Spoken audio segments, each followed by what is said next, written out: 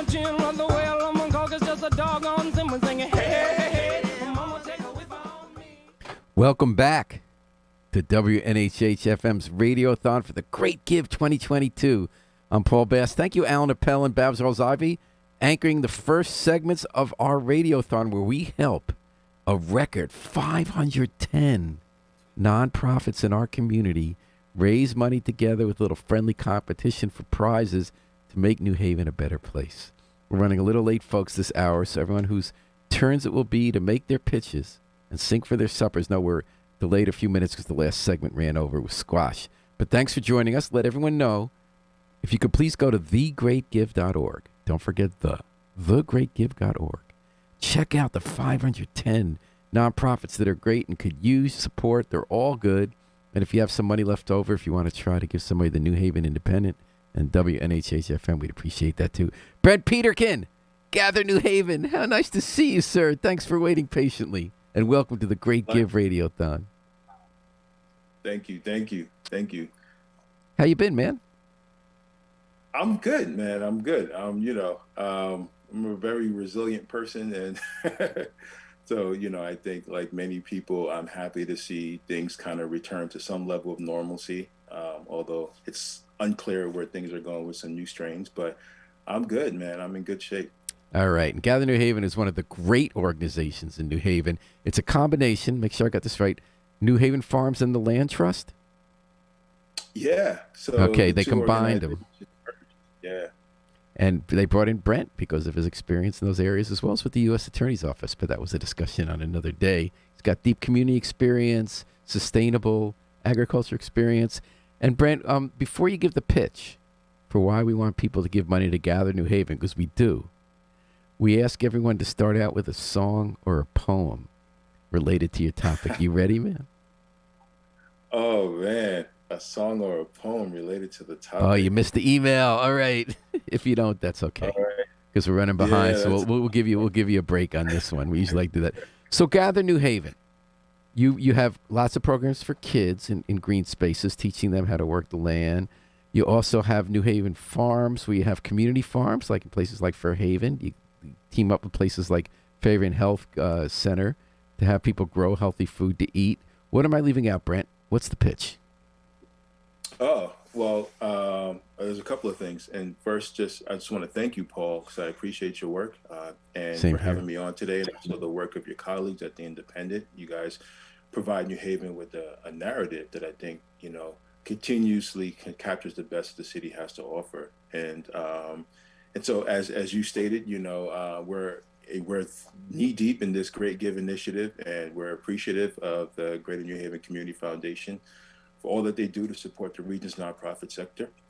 Our goal this year is to raise $40,000, which is an increase from last year. Last year we did pretty well, but we're trying to raise the bar this year. And essentially, to answer your question, our mission boils down to answering two questions that we ask ourselves, and that's what can nature do and what can we do? And so we believe that nature can cultivate strong and varied experiences that connect communities to the natural world. And that allows us to address issues like food insecurity, disparities in public health, gaps in STEM-based enrichment opportunities, and youth development. And then in turn, we then ask the question to the community, what can you do? And we believe that what community members can do, what the residents in our neighborhoods can do, is practice stewardship and sustainable conservation. And so we all need to chip in and make sure that our environment is healthy and that we're addressing the impacts of climate change and environmental degradation, because that compromises the habitats of our native plants, our wildlife, and also our residents throughout our neighborhoods. And so in practice, as you just shared a little bit of our work, we manage and support a number of green spaces, nearly 70 of them. 70, that's right. You got the ones that people don't always see, like on Rosette Street, and you're feeding people, you're keeping the land healthy, you're bringing neighbors together to do community gardens. I love it. Yeah, so it's community gardens, nature preserves, and then, of course, as you mentioned, our micro farms. And so at these properties, we have our farm-based wellness program, which targets families from low-income households who are referred to us by healthcare providers. And these are people who are impacted by metabolic syndrome, things like obesity and overweight, or also have been impacted or at risk for a chronic diet-related illness like diabetes or cardiovascular disease. And so we work with them for 16 weeks throughout the summer, and each week they receive 1 to 2 grocery bags, which can be about 30 to 60 pounds of fresh organically grown produce. They also get nutrition education, cooking education. We practice mindfulness and meditation and passive recreation activities to get people moving. But the goal is to get them to a better place and to place them in a position so that they can manage or prevent disease from settling in and breaking cycles. And all of it is culturally appropriate. We integrate a lot of plant-based foods into culturally relevant cuisines so that it's palatable for the participants in the program. And it's a program that we're proud of. We're still recruiting for that program. So we are maxed out in our Spanish-speaking group. It's a bilingual program. We have a few slots remain in our English-speaking group. So anyone who's interested, please visit our website and check us out. We have our Schooner program, which is a marine science and enrichment program that also teaches kids how to sail throughout the summer. I didn't know about the sailing one. You go out on the water, Brent? You go out on the water? I'm terrified of the water. So I'm not a big fan either. I gotta be honest. Don't get me on a boat. Knee deep, and that's about it. But here's the thing. Last summer, I had the joy and the privilege of visiting the Schooner camp a few times. And, you know, like a fly on the wall, watching kids who were shy and timid the first day of camp, within a few days, they are leading their own crew. You know, they're working together as a team. They're excited to be a part of something. They're rigging the boats. They're familiar with the nomenclature of sailing. And, you know, the camp counselors are just sitting back and watching, not, you know, ignoring them. They're not negligent in any way, but, you know, it's amazing to see kids develop their self-confidence and connect to nature in a wonderful way. And then we have our community gardens, and there are more than 50 community gardens.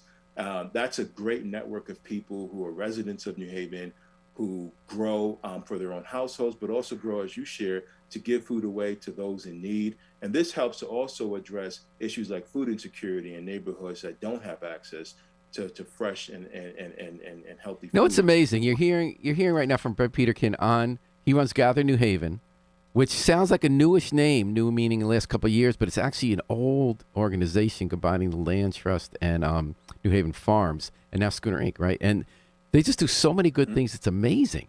Like, everything makes you feel great about being in New Haven, knowing that kids are learning about growing stuff, that neighbors are getting healthy growing stuff. You're dealing with every issue we care about, from climate change to being close to our earth, to community and engagement, to disparities in healthcare, to education. So this is the time, folks. This is the time to go to thegreatgive.org. Don't forget the. Check out Gather New Haven. Let's get them some money, because they're doing so much good. It's making our community so much of a better place that this is our hour for them. And I'm noticing on the tote board that we're almost at the first million for the organizations in thegreatgive.org altogether. So that's awesome. So Brent Peterkin, Harry Drost, do we have anyone else waiting, the next guest in the room?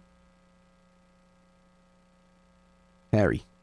Paging our producer, Harry Drost. Hey, Paul. Yeah, or do we have our next guest waiting?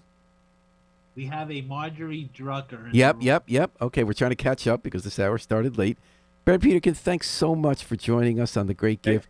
Good luck topping your goal this year. I think you're going to make it, because all you guys do is spread love and progress in our city and bring us together. So why wouldn't everyone just be sending you money? Thank you, Paul. Really, and if anyone wants to know Brent's great personal story, because it is a great one, if you look up his name on The Independent, we had a story about his journey, which is one of the great personal journeys in our community. So I recommend that too, because I loved hearing about it. And if we had more time, we're now. Brent Peterkin, thank you so much for joining us on The Great Give Radiothon. I appreciate it. All right. Harry Drost is the control, keeping it all running. Our station manager here at WNHH-FM New Haven's home for community radio. And we're doing The Great Give Radiothon, coinciding with the annual 36-hour fundraising extravaganza. I think Babs Rosavi this morning called it the Met Gala of New Haven, which I really got a kick out of. And what we're doing is that every few minutes we're bringing on a different organization, representatives of a different organization among the 510, record number, raising money and competing for prizes over these 36 hours, Wednesday and Thursday, to support all these great causes in New Haven. What a great nonprofit sector we have. That's our engine of our economy, in my opinion, as well as our civic strength. And now we're gonna say hello to Marjorie Drucker from one of my favorite organizations around, the Jewish Historical Society of Greater New Haven. Marjorie, thanks for joining us on The Great Give. Oh, thank you so much for this opportunity. This is a wonderful opportunity to be part of your show and to talk a little bit about the organization. So you're going to be hearing about one of our we have great historical societies in New Haven. They all came together in 1988 to form a coalition to work together to coincide with the 350th birthday in New Haven. And it's so important to know our history, know where we came from, and how to appreciate each other's history as a broader community. So while you're listening to Marjorie, I'm going to suggest that you go to thegreatgive.org. Don't forget the. Put in Jewish Historical Society. You're going to get there. And this is a segment we're going to ask you to support the great work being done there. Marjorie, did you bring a poem or a song? Actually, it's a poem and a song. Whoa! You hit the I double know. there, daily double. You made me think a little bit, and I went back to my childhood when I was in fourth grade in Brooklyn, New York. We sang with the choir and in our school. Something that was on the Statue of Liberty, written by Emma Lazarus, and it's a song it's a musical rendition of The New Colossus by Emma Lazarus. Oh, great. And I'm going to read a little bit. I'm going to sing a little of it from my recollections from fourth grade. Thank you, Marjorie. So good luck, everybody. Hit it. Give me your tired, your poor, your huddled masses yearning to breathe free, the wretched refuse of your teeming shore. Send these, the homeless tempest tossed to me. I lift my lamp beside the golden door. Whoa. Marjorie Jucker, Jewish Historical Society, Great New Haven, singing for the supper of one of the great nonprofits in New Haven. Yeah. So why did you choose that one? Well, it's a segue into really a lot about the organization. We are all immigrants, and many came to New Haven from Eastern Europe and all around and settled here and created a Jewish community. And the work of the Jewish Historical Society is really to be the collective memory of those people who came before us, the people who are doing work right now, and the future. So we are the repository of artifacts and documents and items that reflect all the way back to the early beginnings of the 1900s, I should say. But our materials date back to the 1840s. And we represent all parts of Jewish life here in New Haven. And I guess, am I accurate in saying the first wave of Jews were German Jews? That's right. Colonel Isaac Ullman was a leading industrialist and head of the Republican Party back when that meant something different. And then the wave of Ashkenazic Jews, Jews from Eastern Europe, came to these shores in America and New Haven beginning in the late 1800s and early 1900s and kind of evolved a different kind of community. Just about everything I know about New Haven's Jewish history comes from the society, and it's because, what number are we up to? Is it 10, 11 books have been published? Number 10. We have 10 volumes of Jews. I have in New read Haven. all 10 of these books because they are great books. Mhm. All these different people contribute to each book, sometimes 8, 10 people. Sometimes there are personal stories. I loved Sari Horowitz about growing up on Legion Avenue and in the 50s and 60s when people came down the street in the 40s with the fruit peddlers and, the history of Lender's Bagels, to more studies of when Lower Grand Avenue had a thriving Jewish merchant population, the histories of synagogues like Michigan Israel. That's It right. started on Olive Street, then went to where ECA is now, and into Hamden. It's such a rich history. And Barry Herman, I think, for years ran the society, correct? That's right. And he was encyclopedic. He's driving me around town, showing me like how different stars, Jewish stars, showed up in churches. And it is a rich history, and it's not one person's history. These books are amazing volumes, but you also, now where is it housed? You also have a collection of just tons of documents. For instance, Right. who was in what class at Edgewood School in 1940? Right. Those were in the shed at Southern Connecticut where all the Ethnic Historical Societies, 6 of them shared space. Is that where they still are, or what's the Yes, status? we're still there on the campus of Southern Connecticut State University. And also, some of these things reside on our website. We have a brand new website. It's jewishhistorynh.org. And those 10 JewishHistoryNH.org. And those 10 volumes are actually digitized. And Whoa. they are on the website. All right. And there's a great index so you can find information very easily. And we're in the process of actually revising them even further.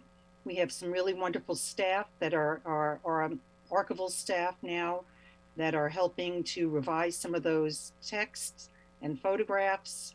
So you can find really, really great resources such as that. You know, so You interesting. mentioned You have before- you have an annual luncheon, right? Fundraising luncheon. Right. You pay That's tribute to right. people over the years. And what I love about it is that it's all sectors of society. It's not the big donor who had the most money. It's not. It's people have just done work in the trenches in New Haven community, including in the Historical Society. And I love the way that we still get people who lived on Oak Street and Legion Avenue, the neighborhood that was Jewish, Italian, Black, and then Latino, that all got turned down for urban renewal. And we could talk about that for hours about what that all meant. But people that's still rich in people's memories. You know, just from reading your books, the Society's books, I have this recurring dream where everything's in color and I'm sort of in the Dwight neighborhood, West River. And then I get to the part where the highway was supposed to be built and they tore down the whole neighborhood. And my dream turns into black and white on the screen. And it's Saturday night when Shabbos is over and there's the smell of bialys on the street. And the streets are packed with people wearing the old-fashioned hats in the 50s and 40s. And you know, the stores open up again in the factories where they make the bagels, bialys. Everyone's going to the theater because of people. And your society really keeps that alive. Why do you think it's important that we remember that we have those dreams, that we still have contact with the people surviving, that we hear their stories in the 10 books? Why is that important, Marjorie? It's who we are. I mean, it really, all of who we are today is on the backs of our ancestors, our ancestry. And everyone wants to know more about that. Genealogy is very, very, prominent right now. And I think that that's part of it. I think we just want to touch back on things that are comfortable and that remind us of our past and, but use that for now and for the future. And so the organization, continues to thrive, not just from the memories of that time, but throughout the last 100 years or so and beyond. And we just keep on growing and keep on collecting things from people. They're continuing to bring us artifacts, things from their home, from their collective memories of their families. And now we have them in one place and people can ask us questions. They can, get resources when they're needed. We also have lots of programs that we were trying to take our archives and make them alive. So we did have a few programs with Taste of New Haven, Colin Kaplan, who's a really good friend of our organization. And he does history, not just Jewish history. He talks about Westville's history, all that kind of stuff. And we did food. So we're talking about something that everyone remembers, like you say, the bialys. Well, he did something about Lender's Bagels for us.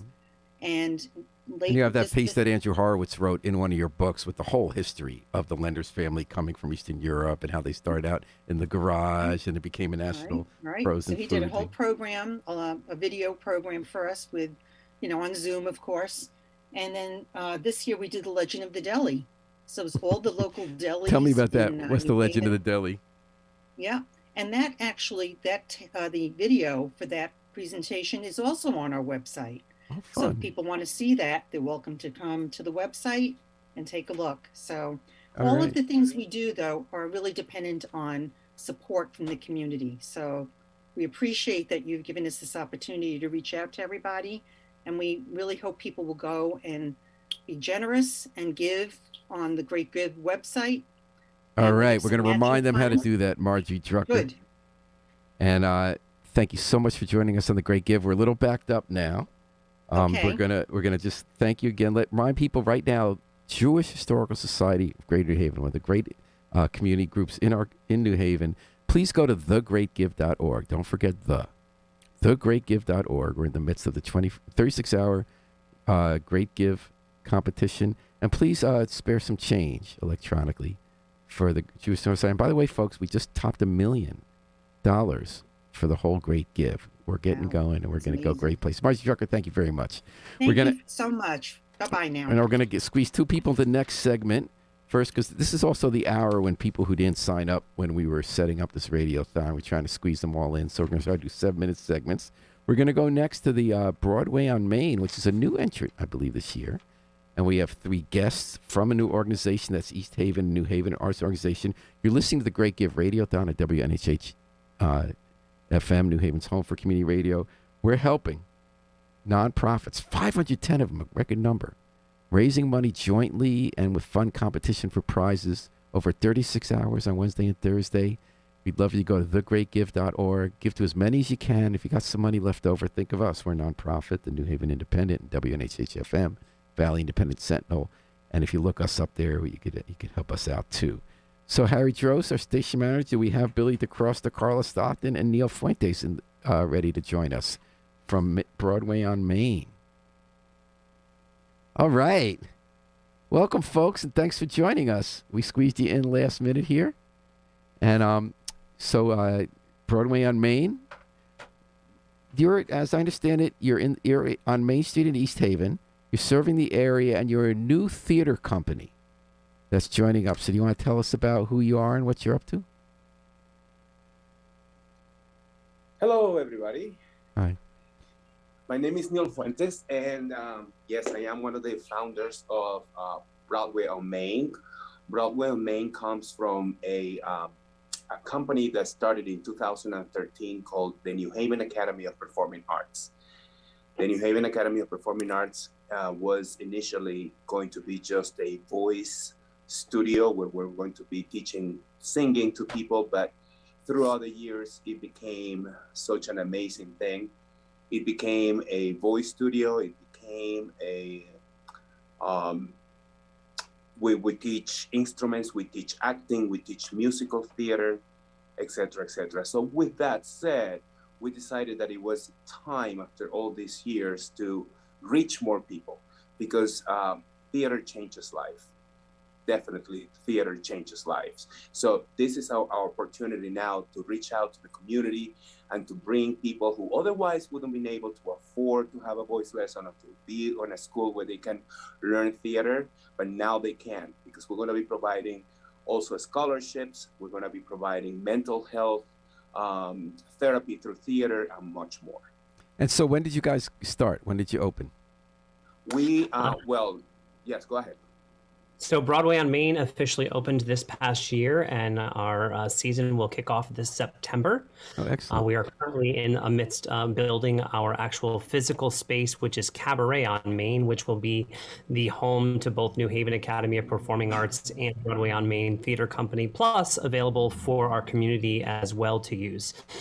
So it's a plethora of performing arts and all different types of organizations coming together to better serve the greater community of New Haven, East Haven, and beyond. I myself grew up in East Haven. I've been here my entire life. I'm 42, and growing up as a child here, there was never anything in the arts for me. There was no outlet for a child who didn't fit in and didn't want to be involved in sports and was incredibly bullied. And so when we found... Yeah, thank you. When we founded, me too, when we founded our company, I knew that I needed to be in East Haven because I knew there was a need in this community for children growing up in the same situations like myself. And we wanted to create a safe haven that they can come, and adults alike can come and be themselves and meet like-minded people and express themselves and have, isn't that interesting how often environment. An arts organization, including theater, I know ECA New Haven, is that place for people who don't fit in conventional places, might get bullied or just stick out, and they find their people, they find their heart. Yes, you wanted to say something, Carla? No, I had a daughter who went to ECA, and I have to say that I had her too. life was changed. You did too. And that was their oasis. Life was changed. Yeah. Yeah. I mean, it's absolutely true that theater is a place where anybody. My favorite story is when I was at North Haven and I was directing South Pacific, and I needed men. I didn't have it. I mean, drama clubs usually attract a lot of girls, and I needed men for South Pacific. And I went into the cafeteria one day. The football team was in there, and I said, "I need you guys on stage. You got to come. You got to come play."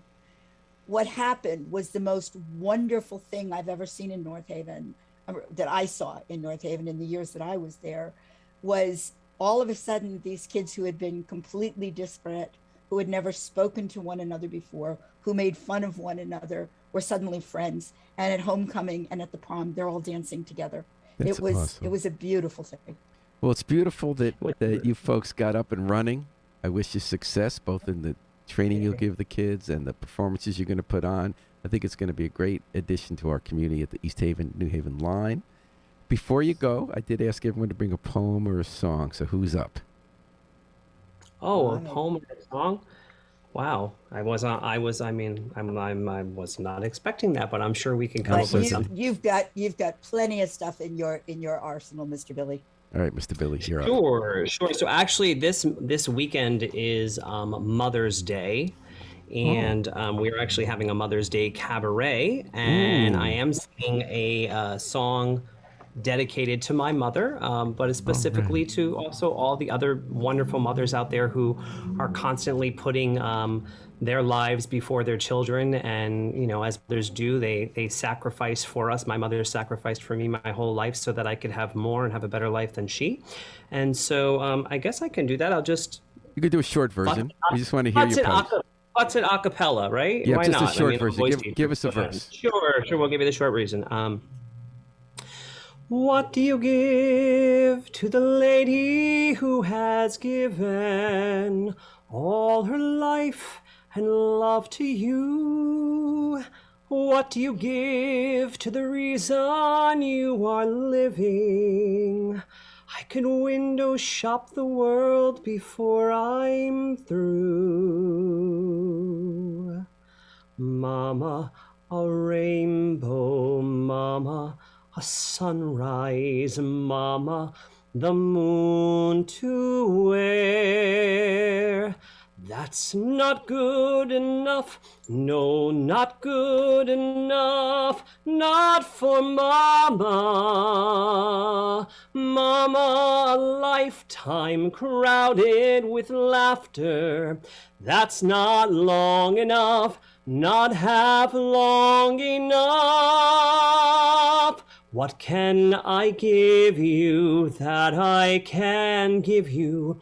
What will your present be? Mama, young and beautiful, always young and beautiful. That's the mama I'll always see. That is what. That's for mama with love from me. That is beautiful. That is one Thank lucky. you. And now I was knowing I was going to be put on the That is spot. one. That is one lucky mom for Mother's I'm a Day, very lucky son. and we are one Very lucky community to have Thank the newest entrant here on the Great Give and in our community, the Broadway on Main. Folks, you're going to hit it out of the park. You just heard it, right? There's no doubt. So right now, as we move on thank to our you, next Paul. guest, I'd like everyone to go to thegreatgive.org. Don't forget thegreatgive.org, and here's what you type in. Ready? Broadway on Main. This is the time we're going to show a little love in the pecuniary form for the newest arts organization who's going to have a long life with us. Thanks, folks. Thanks From for joining your us. on the mouth to Great- God's ears, Paul. All right. Well, Yes. I don't have a direct line, but I know some folks who do. So you listen to the Great. You go to the Great Give on WNHH-FM. We're helping the Community Foundation for Greater New Haven and 510 nonprofit organizations in our community that help make a great place. The bread and roses and everything in between they bring to our tables and bring us together. So this is the time to go to thegreatgive.org. We're past the 1 million mark, and we're just getting started on supporting nonprofits in New Haven. Please go to thegreatgive.org. Find some of these organizations, give them some money, and if you have some change left over, we'd also appreciate some help at Online Journalism Project. That's New Haven Independent, WNHH-FM, and Valley Independent Sentinel. Boy, I'm pleased about our next guest, and we've been squeezing some people in this last hour, and boy, are they worth it. We're going to say good morning to Marcella Monk Flake. Good afternoon. Who's from the Flake Monk Center. Did I get that right, Marcella? Monk Youth Jazz and Steam Collective. Okay, That's our I think you need to raise your volume a little bit, can you? Okay, let's see if I can get some help here from Harry might be able to help you too. Okay. You know, we're in this Zoom world here, but you know how to project because you're the Monk family singers, and if anybody knows how to project. I'm supposed to know how to do this. Let's see. Here we go. So can you see a volume on your? Uh-oh, And- I need Have some the help. mic on the left, I'm messing up. I'm messing bottom up. left. You're not messing there's up. a We're little getting mic. there.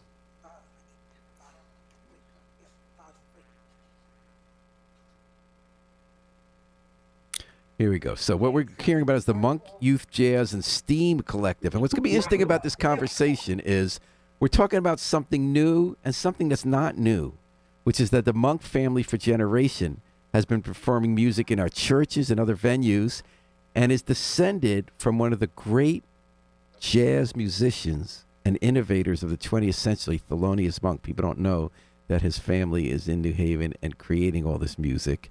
Marcella, can we hear you a little better now? Yes, I think so. Okay, Can you hear me? somewhat.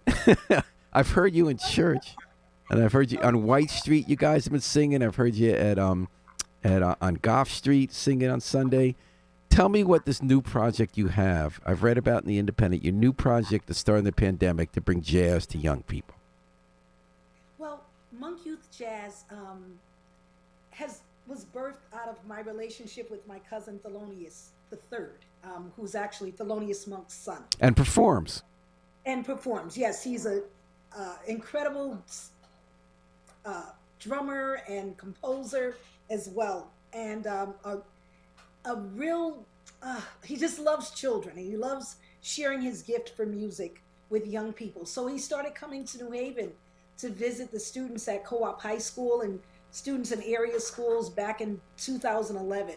But to make a long story short, we bring community concerts, we have workshops for students from various school districts, and the like. And so during the pandemic, we decided we would start a Saturday Academy because we realized that children were isolated. They were not in school, but we wanted to enrich them somehow. So we started our Thelonious Monk STEAM and Humanities Saturday Academy. We partnered with the Buck Leonard Association in Rocky Mount, North Carolina, where Thelonious was born. And so we had children from New Haven and Rocky Mount working together in pre-engineering, dance. We had law. Medical careers. So we had a female neurosurgeon, a female vascular surgeon working with our young people. We wanted girls to know that that medical professions are for them as well. So we're just expanding to make sure that we prepare children for college and career readiness, but using play as a learning medium. Yes, we did. We Monty Alexander, who was an incredible jazz musician, um, yes, came to the Schubert. I guess his last CD was devoted to Thelonious Monk. He did a lot of the work of Thelonious. So we were charged to introduce, if you will, some young people in New Haven to jazz. So our family formed at the Stetson with my husband's chill.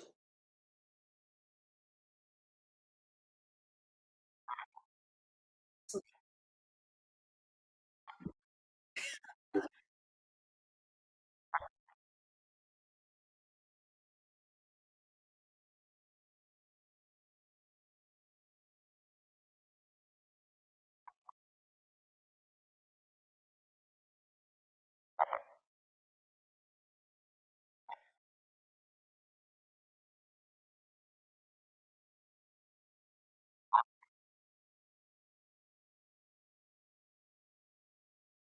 right,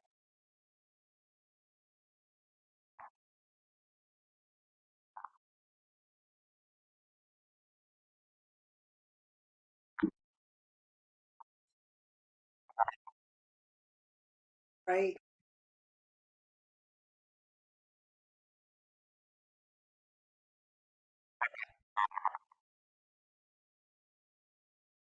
right,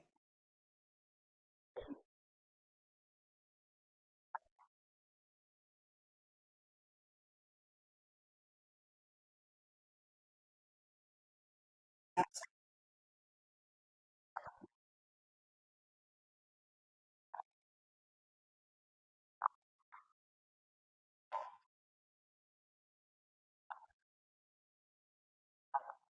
It is a good way. I actually wear a bracelet, a Thelonious Monk bracelet. It says "Wrong is right," and he was never bound by tradition and what people expected of him. He did it. Oh yeah, absolutely. He was trained. He was trained, and as a matter of fact, his sister Marion would tell the story that she took piano lessons, and Thelonious would sit on the floor when she was taking her lessons. She hated piano, and her piano teacher said to their mother, your money would be better spent if you let that little guy Theophilus take the lessons instead of Marion. And Marion said she was absolutely delighted to give up that seat to Thelonious. And the rest is history. Marcella, I'm glad we were able to squeeze you in. We asked you to bring a poem or a song. Do you have something for us here to sing for your supper? Oh my gosh, I wasn't aware that I was supposed I put this in every email, but all these people are telling me it's okay.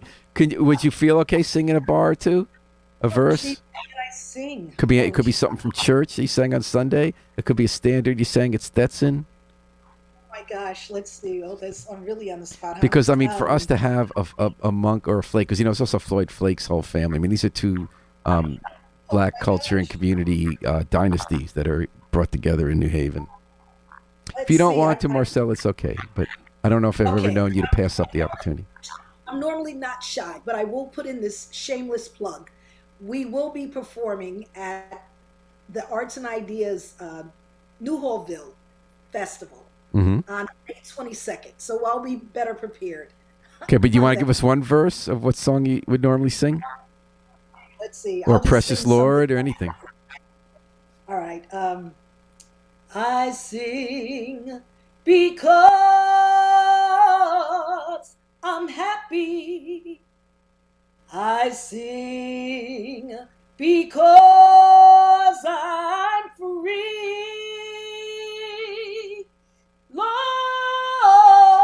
Lord, his eye is on the sparrow, and I know he watches me. That's beautiful. Marcella, thank you for doing that. You hadn't known you were gonna, and you came. You always come through. If there's one family that always comes through music in New Haven in our spirit, it's the Monk Flake family. Intercy says, I love her. That was my afternoon pick me up. Way to go with your new organization, continuing the work your family has done for generations in New Haven with the STEAM Academy. So we're going to tell people one more time before we let you go that we want them to go to thegreatgive.org. Don't forget The Great Give. And Marcella, what are they looking for? What organization? Monk Youth Jazz and STEAM Collective. Monk Youth Jazz. Just put those, you get the rest. And of course, Monk is MONK. Yes. Well, I am so pleased that you were able to squeeze in your time today to join us on the Great Give Marathon Radiothon. Thank you for squeezing me in. I appreciate it. Great luck on the next gig. Great luck with the new organization. Thank you, Marcella. Thank you. Young people appreciate it. Thank you so much, Paul. All right. We got one more we're going to squeeze in here on today's Great Give Radiothon. Although I hear we might be, and then we're going to get one more at 3 o'clock. We're going to close out this hour. Remember, thegreatgive.org is where you're going to go on the internet now to support some of the great 510 nonprofits in New Haven, making this a better community. You don't have to do all 510. You pick any you want. Just search them, and it could help us get past a couple million, not just a million. So Harry Drost is our station manager. Do we have literacy volunteers of Greater New Haven in the house? Do not. They're not here. So why don't we go ahead now with Casa Otonal? Oh wait, so they're in the studio? They are in the studio, so we'll take a minute to set it up. Maybe put on some background music and people can watch us set up. Harry, what do you think? It's not that easy. Let me try it. Abracadabra. No, I can't do it. You want to put on some music for folks to listen to, and they can browse at thegreatgive.org to some. Yeah, we could go. I have to stop the stream. I have to restart everything. So you're listening to The Great Give on WNHH LP 103.5 FM. We'll be right back. Don't go anywhere. You're gonna see a new stream for the Great Gift. And I guess I'll cue music, right? Abracadabra. But yeah, so don't go anywhere. We'll be right back.